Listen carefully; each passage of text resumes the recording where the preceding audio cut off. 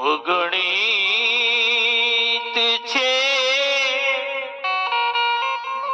ઉપકાર એના, એક દી વિસરશો નહીં. ભૂલો ભલે બીજું બધું, મા બાપને ભૂલશો નહીં.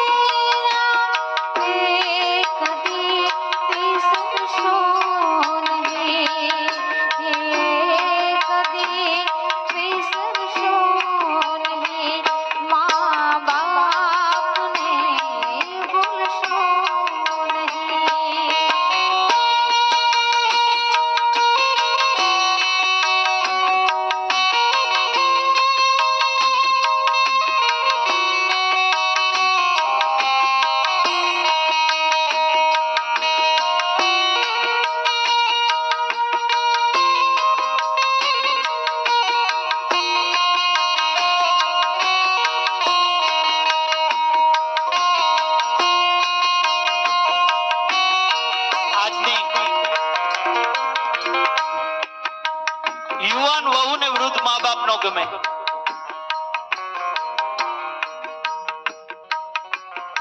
આજની અપ ટુ ડેટ વહુ ને સાસુ આઉટ ઓફ ડેટ લાગે.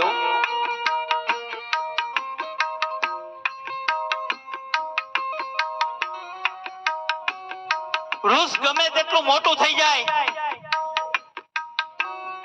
ગમે તેટલું ઘટાદાર થઈ જાય, ફળ નો આપે પણ છાંયડો જરૂર આપે. એમ આપણા ઘરની અંદર આવા જીવતા ને જાગતા દીવા જેના મા બાપ હશે ને, એ માતાઓ કઈ કામ નહીં કરે પણ આપણા દીકરા દીકરીનો તો એ જરૂર ધ્યાન રાખશે.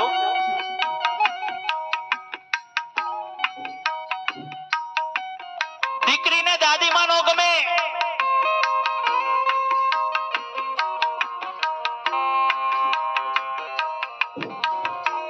દીકરી 6 વાગે કોલેજ થી આવવાનું કહીને ગયો ને 7 વાગે આવે ને એટલે ગઢી દાદીમાં પૂછે કે બેટા ક્યાં ગઈ હતી? ઈ દીકરીને નો ગમે.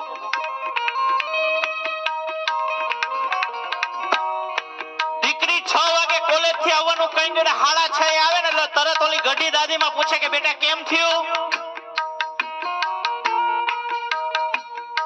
ઈ દીકરીને નો ગમે.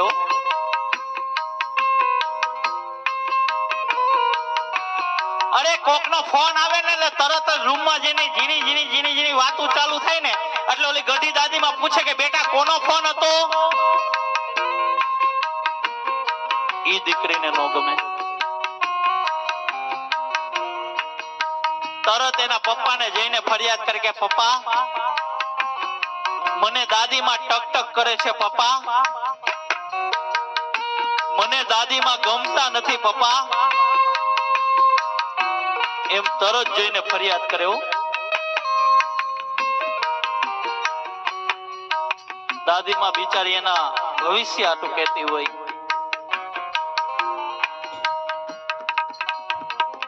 બાકી આવા કરોડો રૂપિયાના બંગલા હશે પણ જે ઘરની અંદર જીવતો ને જાગતો દીવો જેના મા બાપ નહીં હોય ને, ઈ બંગલો ને પણ શમશાન સમાન છે.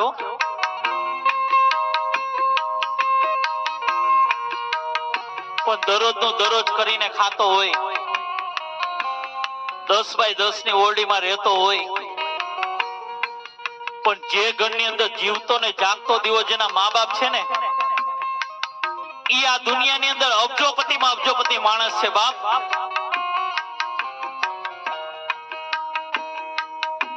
કારણ કે તમે જો તમારા મા બાપની સેવા કરશો ને એટલે કોઈની માળા નહીં કરવી પડે, કોઈની જાત્રા નહીં કરવી પડે, કોઈના દર્શને નહીં જવું પડે બાપ. કારણ કે તમે જો તમારા મા બાપની સેવા કરશો ને એટલે સ્વયં મારો હનુમાનજી મહારાજ તમારા દર્શન કરવા આવશે હો. તમારા દર્શન કરવા આવશે ત્યારે મારો પુનિત મહારાજ શું કહે છે?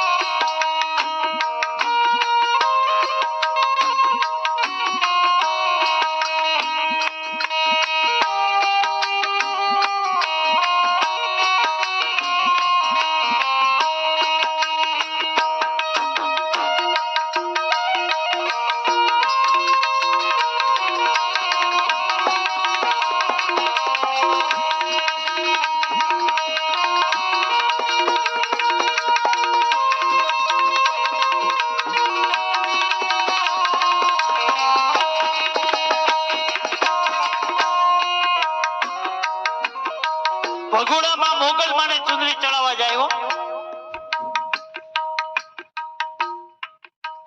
કાગવડમાં ખોડલ માને ચુંદડી ચડાવવા જાય.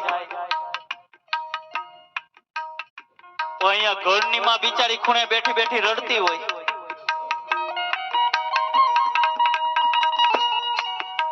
અરે જ્યાં સુધી આ ઉમરાવાળી રાજી નથી ને ત્યાં સુધી ડુંગરાવાળી કોઈ દી રાજી નહીં થાય બાપ.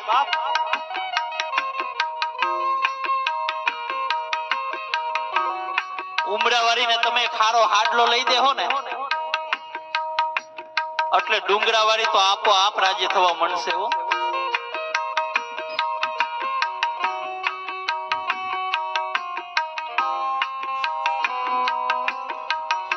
અરે દીકરો જ્યાં સુધી કામેથી ન આવે ને ત્યાં સુધી માં રાહ જોતી કે મારો દીકરો કેમ નહીં આવ્યો હોય. દીકરો કામેથી આવે ને પછી જ માં જમવા બેસે. દીકરો એમ કે માં તારે મારી રાહ ન જોવી, માં તારે જમી લેવું. ત્યારે દીકરો હું કે ખબર માતાઓ, દીકરો એમ કે તારે જમી લેવું. ત્યારે માં એમ કે માં બેટા મને તારા વગર જમવાનું ન ભાવે હો.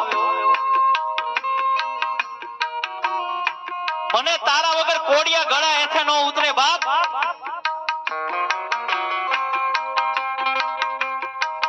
પછી એનો દીકરો મોટો થાય ને પછી માને એમ કે માં તને ન ખબર પડે, તું સાઈડ ઉપર બેસી જા મારી માં.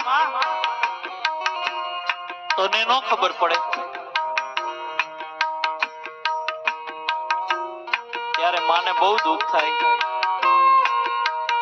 કે દીકરા મને નહોતી ખબર પડતી ને એટલે જ મેં તને 25 વર્ષનો કર્યો. બેટા મને નહોતી ખબર પડતી ને એટલે મેં તને 25 વર્ષનો કર્યો મારા બાપ. જો મને તેદી ખબર હોત ને કે તું મોટો થઈને મને આવા જવાબ આપીશ તો ત્યાં તને ક્યારનો અનાથ આશ્રમ ભેગો કરી દીધો હતો.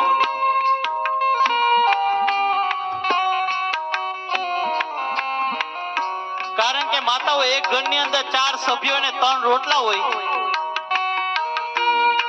એક ઘરની અંદર 4 સભ્યો અને 3 રોટલા હોય તો પેલા કોણ કે મને આજે ભૂખ નથી, મારે આજે 11 છે, મારે આજે પૂનમ છે? કોણ કે માતાઓ?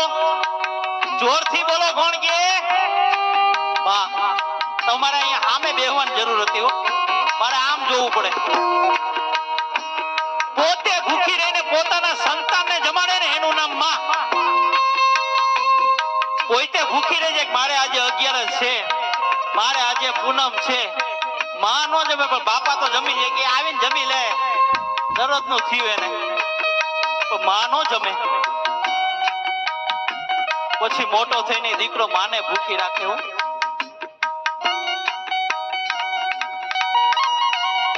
એક દીકરો એના મમ્મીને કે મમ્મી તું ગમે ત્યારે મારા ફ્રેન્ડ સર્કલ આવે ને ત્યારે તું મને એમ કે મેં તારા માટે આ કર્યું, મેં તારા માટે આ કર્યું, પણ શું કર્યું મને કે? ગમે ત્યારે મારા ફ્રેન્ડ સર્કલ આવે ને ત્યારે તું મને એમ કહેતી હોય ને કે દીકરા મેં તારા માટે આ કર્યું, મેં તારા માટે આ કર્યું, પણ શું કર્યું?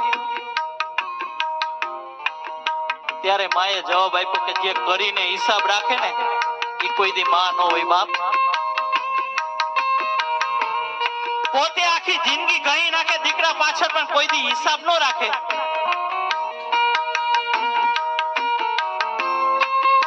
દીકરાને જન્મ આપે પણ પોતાનું નામ પાછળ ન લગાવે. આ ત્યાગની મૂર્તિ છે બાપ. ઈ કે તું ગમે ત્યારે મારા મિત્ર સર્કલ આવે ને ત્યારે તું મને એમ કહેતે મેં તારા માટે આ કર્યું, મેં તારા માટે આ કર્યું, પણ શું કર્યું?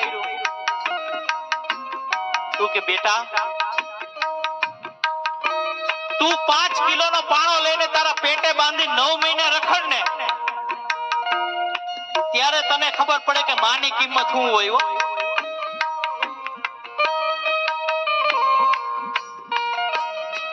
અરે માને દીકરો જ્યારે ઉદરમાં હોય ને ત્યારે પાટા મારે ને ત્યારે મા બાપ ને એટલો બધો હરખ થતો હોય ને કે એને આમ અંદર આનંદની હેલી થતી હોય બાપ. દીકરો જ્યારે ઉદરમાં હોય ને જ્યારે પાટા મારે ને ત્યારે મા બાપ આનંદમાં આવતા હોય, પણ ઈનોય દીકરો જ્યારે મોટો થઈને પાટું મારે ને ત્યારે મા બાપની આંખમાંથી આંસુ નો હુકાતા હોય.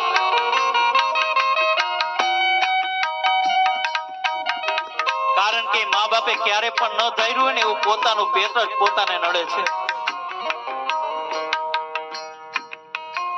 કે તું 5 કિલોનો પાણો લઈને તું પેટે બાંધીને 9 મહિને રખડ ને ત્યારે તને ખબર પડે કે માની કિંમત શું હોય.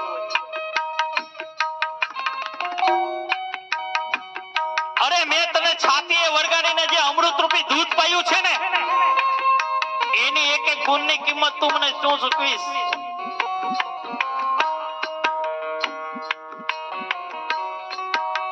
આ અમૃત રૂપી દૂધની વાત આવી ને તો મને એક વાત યાદ આવી ગઈ માતાઓ. કારણ કે દીકરો નાનો હોય ને રોતો હોય ને ત્યારે દૂધની બોટલ પકડાવી દે માં. દીકરો નાનો હોય રોતો હોય ને વડીલો એટલે દૂધની બોટલ પકડાવી દો. કારણ કે નાનું વૃક્ષ હોય તેને ગમે એમ વારો ને એમ વરી જાય.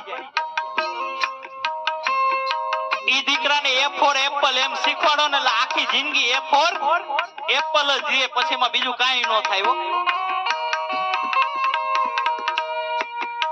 એમ દીકરો જ્યારે રોતો હોય ને ત્યારે આ માં છે ને દૂધની બોટલ પકડાવી દે એટલે દીકરો સાનો રહી જાય.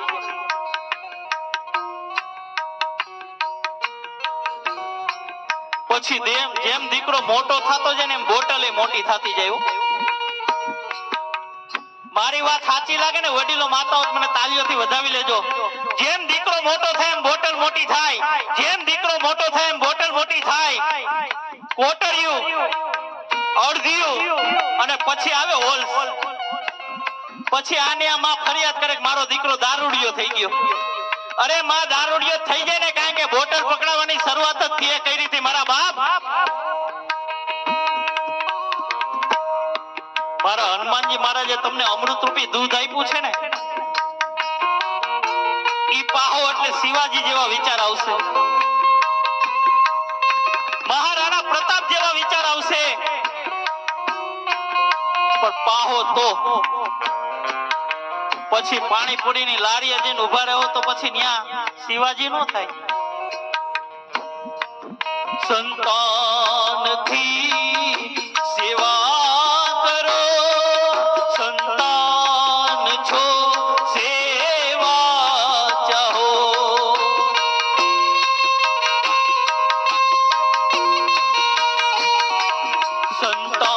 સંતાનથી સેવા ચાહો, સંતાનથી સેવા કરો, જેવું કરો એવું કરો, જેવું કરો એવું કરો, એમાં ભૂલશો નહીં. ભૂલો ભલે બીજું બધું, મા બાપને ભૂલશો નહીં. આ ગણિત છે ઉપકાર એના, એક દેવી સંગશો નહીં, એક દેવી સરશો નહીં.